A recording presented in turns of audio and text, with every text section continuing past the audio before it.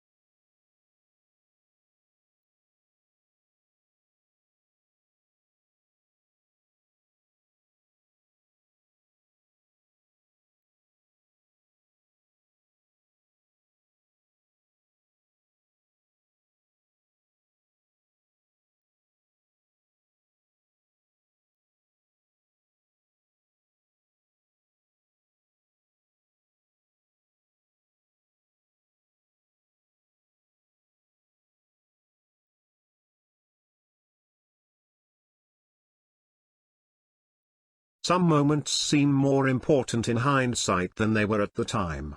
David Day, for example, looks at John Curtin's famous Australia Looks to America statement of December 1941, a moment remembered as embodying a fundamental shift in Australia's strategic alliance away from Britain towards the US. As Day points out, the shift to the US as our primary ally was a long, drawn-out process which occurred over half a century. Curtin's statement is iconic, it represents and symbolizes the shift, but in and of itself it made almost no difference. Russell McGregor makes similar arguments with regard to the 1967 referendum, falsely hailed in our memories as a huge advance in Aboriginal rights. There are many other important events which our contributors examine: the campaign to save the Franklin River, the landings at Gallipoli, the discovery of gold in 1851, the disastrous Premier's plan designed to cope with the Great Depression, to name just a few. Taken together, our contributors show that narrative approaches to Australian history are not as simple as might be imagined. There is of course the issue of what should be included and what should not be. What, after all, makes a moment or an event sufficiently important to be included in an official narrative? Just as importantly, the moments and events that are included in narrative histories are open to multiple interpretations.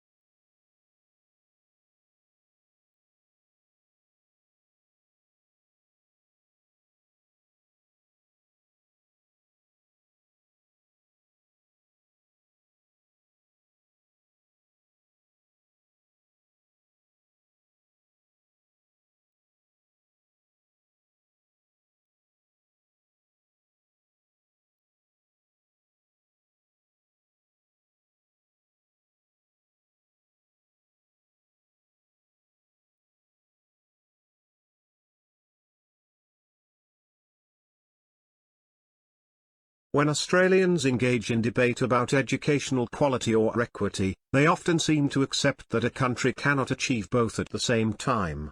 Curriculum reforms intended to improve equity often fail to do so because they increase breadth or differentiation in offerings in a way that increases differences in quality. Further, these differences in quality often reflect differences in students' social backgrounds because the new offerings are typically taken up by relatively disadvantaged students who are not served well them. Evidence from New South Wales will be used to illustrate this point. The need to improve the quality of education is well accepted across OECD and other countries as they seek to strengthen their human capital to underpin their modern, knowledge economies. Improved equity is also important for this purpose, since the demand for high-level skills is widespread and the opportunities for the low-skilled are diminishing. Improved equity in education is also important for social cohesion. There are countries in which the education system seems primarily to reproduce existing social arrangements, conferring privilege where it already exists and denying it where it does not. Even in countries where the diagnosis might be less extreme, the capacity of schooling to build social cohesion is often diminished by the way in which schools separate individuals and groups.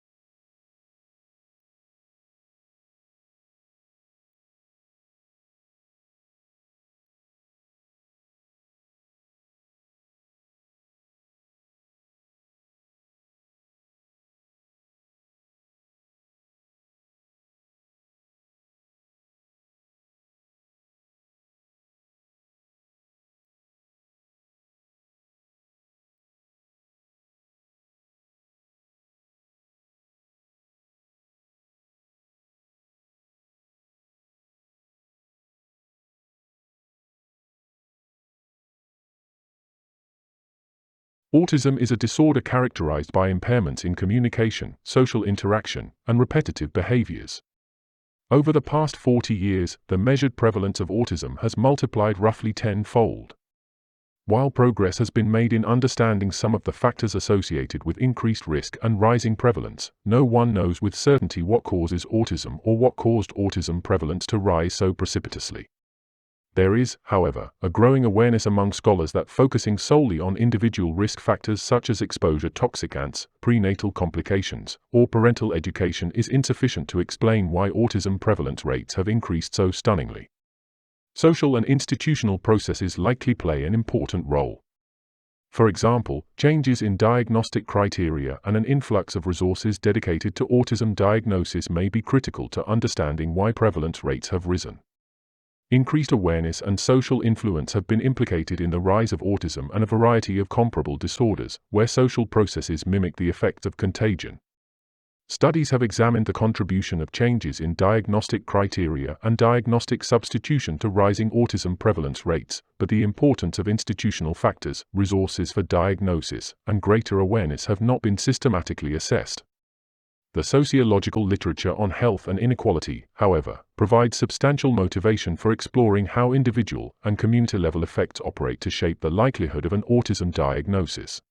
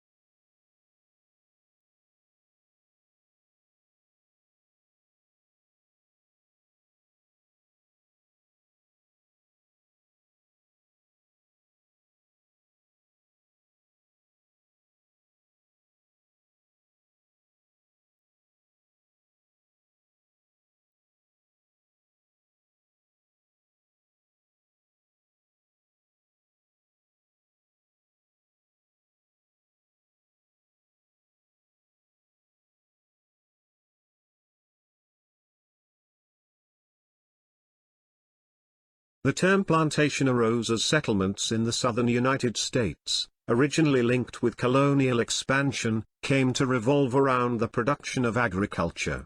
The word plantation first appeared in English in the 15th century. Originally, the word meant to plant. However, what came to be known as plantations became the center of large-scale enslaved labor operations in the Western Hemisphere. Historians Peter H. Wood and Edward Baptist advocate to stop using the word plantation when referencing agricultural operations involving forced labor. Instead they suggest calling these places labor camps or slave labor camps. The plantation system developed in the American South as British colonists arrived in what became known as Virginia and divided the land into large areas suitable for farming. The land on which these plantations were established was stolen through cancelled, disregarded, and deceitful treaties, or outright violence from indigenous nations. The plantation system came to dominate the culture of the South, and it was rife with inequity from the time it was established. In 1606, King James I formed the Virginia Company of London to establish colonies in North America, but when the British arrived, they faced a harsh and foreboding wilderness, and their lives became little more than a struggle for survival. So, to make settling the land more attractive, the Virginia Company offered any adult man with the means to travel to America 50 acres of land.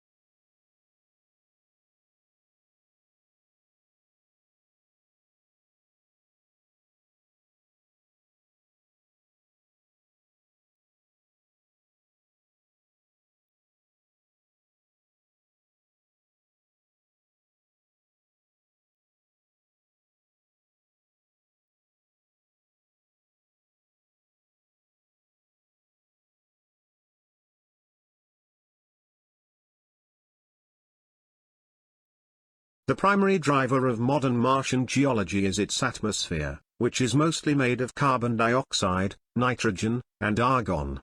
By Earth standards, the air is preposterously thin. Air pressure atop Mount Everest is about 50 times higher than it is at the Martian surface. Despite the thin air, Martian breezes can gust up to 60 miles an hour, kicking up dust that fuels huge dust storms and massive fields of alien sand dunes. Once upon a time, though, wind and water flowed across the red planet. Robotic rovers have found clear evidence that billions of years ago, lakes and rivers of liquid water coursed across the red planet's surface. This means that at some point in the distant past, Mars's atmosphere was sufficiently dense and retained enough heat for water to remain liquid on the red planet's surface. Not so today, though water ice abounds under the Martian surface and in its polar ice caps. There are no large bodies of liquid water on the surface there today. Mars also lacks an active plate tectonic system, the geologic engine that drives our active Earth, and is also missing a planetary magnetic field. The absence of this protective barrier makes it easier for the Sun's high-energy particles to strip away the red planet's atmosphere, which may help explain why Mars's atmosphere is now so thin. But in the ancient past, Mars seems to have had an inner dynamo powering a planet-wide magnetic field. What shut down the Martian dynamo? Scientists are still trying to figure out.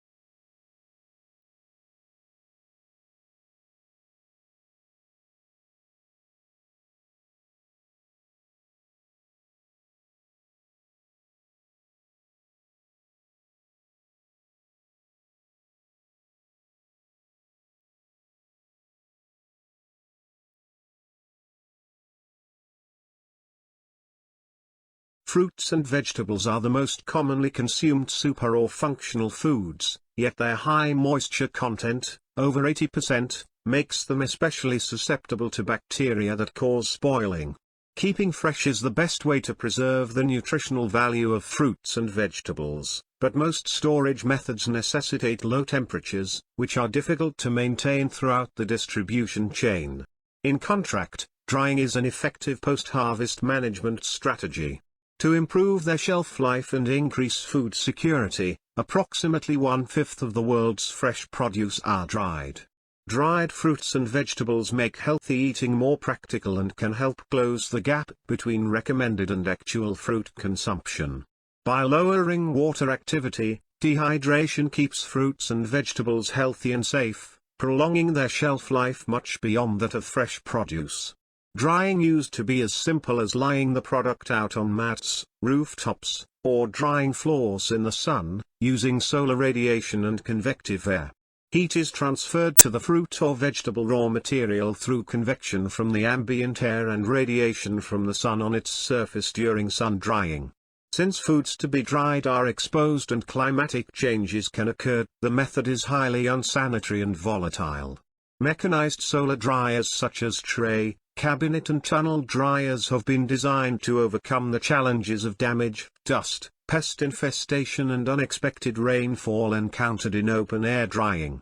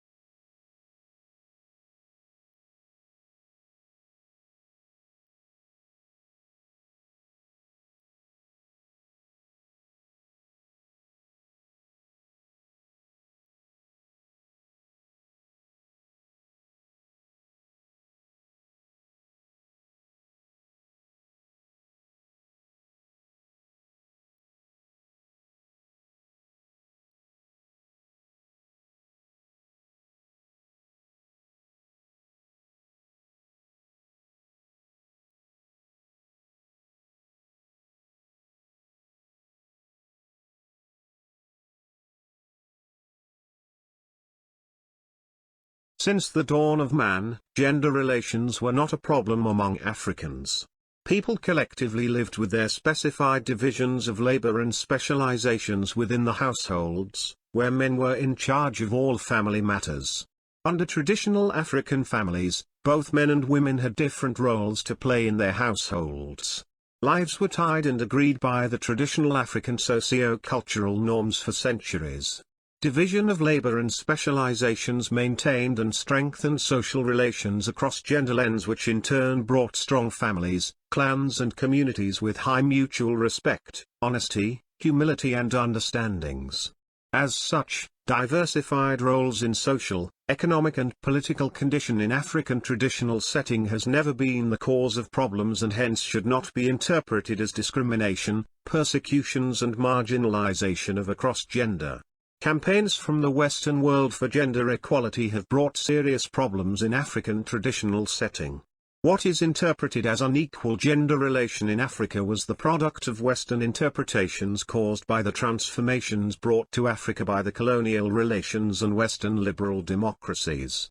As a result of misinterpretations of the real African lives from its historical perspectives, modernity and new perceptions implanted to African societies through Western educations, democracies, and activism, liberty and freedom concepts have seriously contributed to African dissolution, conflicts and chaos at all levels.